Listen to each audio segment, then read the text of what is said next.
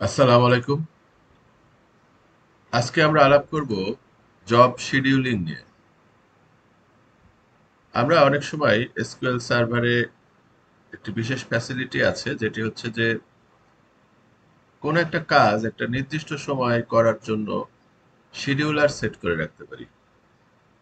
ধরুন, কোনো একটা টেবিলের কোনো কিছু আপডেট করতে হবে, কোনো একটা টেবিলে কোনো কিছু অটোমেটিক ইনসার্ট হবে।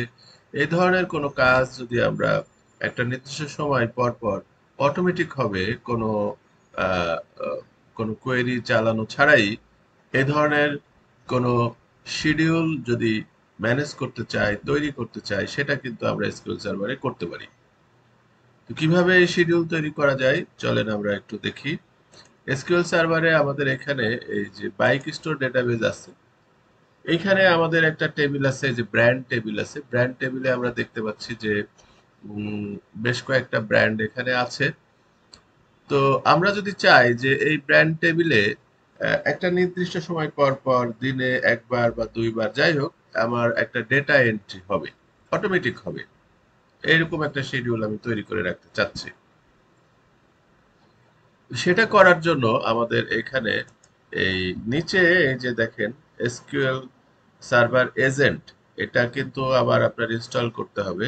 এসকিউএল সার্ভার ইনস্টল করার সময় এসকিউএল সার্ভার এজেন্টে চেক দিয়ে দিতে হবে, না হলে কিন্তু এখানে এই শিডিউলারটা পাওয়া যায় না। এবং এসকিউএল এক্সপ্রেস যদি হয় তাহলে আপনারা এগুলি ফ্যাসিলিটি পাবেন না। এটা সাধারণত এসকিউএল সার্ভার এন্টারপ্রাইজ ভার্সন বা ডেভেলপার ভার্সনে থাকে। তো যাই হোক, এই এসকিউএল সার্ভার এজেন্টের ভিতরে জবস যেটা আছে সেখানে রাইট ক্লিক করে আমরা নিউ জবস একটা তৈরি করে রাখতে পারি। তো নিউ জবসের নাম দিতে হবে। ধরেন, নাম দিলাম আমরা যে ব্র্যান্ড ব্র্যান্ড ইনসার্ট। তারপরে আমাদের স্টেপে যেতে হবে। স্টেপে গিয়ে আমরা এখানে একটা নতুন স্টেপে, যে নিচে নিচে আছে নতুন স্টেপ, আমরা একটা তৈরি করি। নিউ এ ক্লিক করলে আমাদের এই যে স্টেপ একটা আসলো। এইখানে কয়েকটা স্টেপে কাজটা হইতে পারে। তো আমরা স্টেপের নামও দিয়ে রাখলাম। স্টেপের নামও ধরেন দিলাম ব্র্যান্ড ইনসার্ট 1। আচ্ছা, এইখানে আমাকে বলে দিতে হবে যে এটা তো অবশ্যই টিএসকিউএল এ হচ্ছে, এসকিউএল সার্ভারের যে ল্যাঙ্গুয়েজ, এটা তো টিএসকিউএল আমরা জানি। ডেটাবেজের নাম বলে দেবে, কোন ডেটাবেজে কাজটা হবে। তো আমরা তো এই যে বাইক স্টোরে কাজটা করব, তো এখান থেকে সিলেক্ট করে আমরা বলে দিব বাইক স্টোর। বাইক স্টোরের মধ্যে আসলে কি করতে চাই, কমান্ডটা কি হবে, সেটা এখানে আমাদের লিখে দিতে হবে।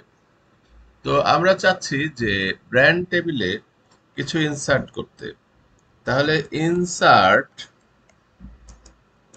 ইনটু কোন টেবিলে, ব্র্যান্ড।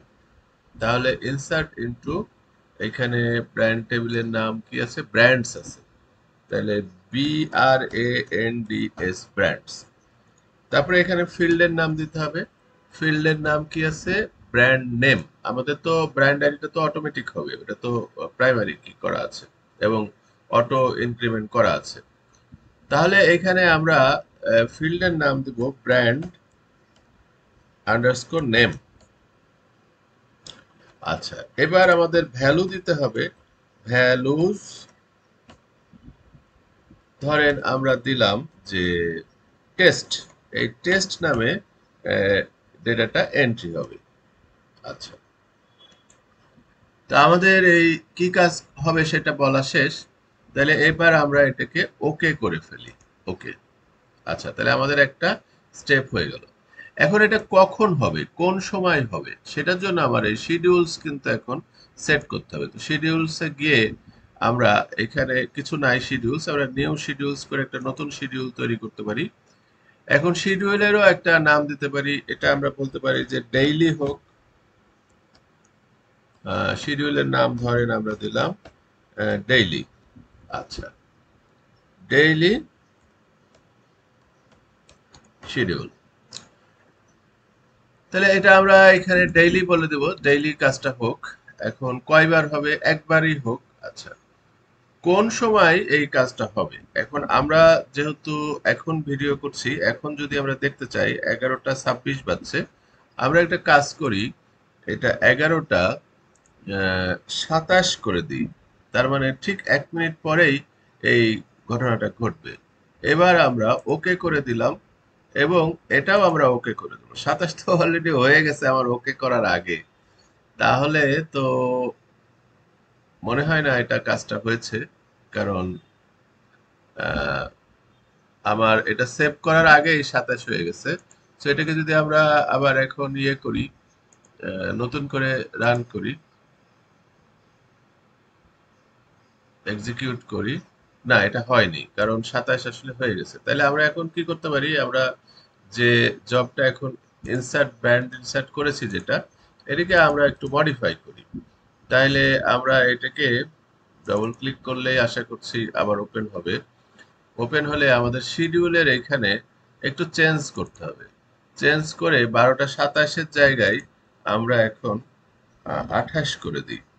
28 করে দিই এবং এটা কিন্তু এম, হ্যাঁ এখন এমই আছে, 11টা 28। ওকে করলাম, ওকে করলাম, না এবারও তো 28 হয়ে গেল। সো এবারও মনে হয় হবে না,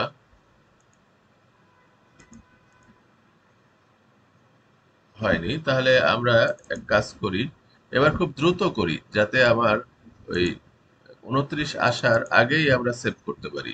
সো এটা আমরা 29 করলাম, ওকে করলাম, ওকে করলাম। এবার আশা করি 29 আসার আগেই আমরা কাজটা করতে পেরেছি, 11টা 29 AM।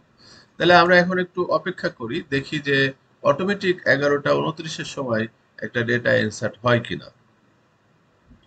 সো আমরা দেখি, আমরা এখানে এক্সিকিউট কোয়েরি করি, এখনো হয়নি কারণ এখনো তো 29 এখানে বাজে নাই। তো আশা করছি যে যখন 11টা 29 বাজবে তখন আমাদের ওই শিডিউল অনুসারে কাজটা এই যে 29 বেজে গেছে, তাহলে এখন একটা ডেটা ইনসার্ট হওয়ার কথা। এই দেখেন টেস্ট নামে একটা ডেটা কিন্তু ইনসার্ট হয়ে গেছে। এই প্রতিদিন 11টা 29-এ কিন্তু এটা হইতে থাকবে।